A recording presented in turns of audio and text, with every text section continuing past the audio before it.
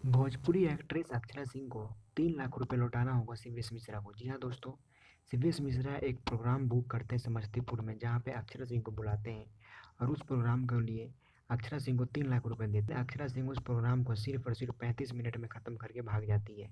दरअसल बात ये होता है कि इस प्रोग्राम के दौरान समस्तीपुर में पवन सिंह का गाना कोई बजा देता है, लेकिन पवन सिंह का गाना को अक्षरा सिंह बर्दाश्त कहाँ करने वाली। वो पवन सिंह का गाना को सुनना पसंद नहीं करती, बर्दाश्त नहीं की, और इसी वजह से वो 2 घंटे की प्रोग्राम के लिए आई थी, लेकिन वो सिर्फ और सिर्फ 35 मिनट में उस प्रोग्राम को पूरा करके वहाँ से माइक फेंक कर भाग गई। माइक भी इस तरीके से अक्षरा सिंह ने फेंका कि वहाँ पे कुछ लोगों को चोटें आई और उनको अस्पताल में भर्ती कराया गया।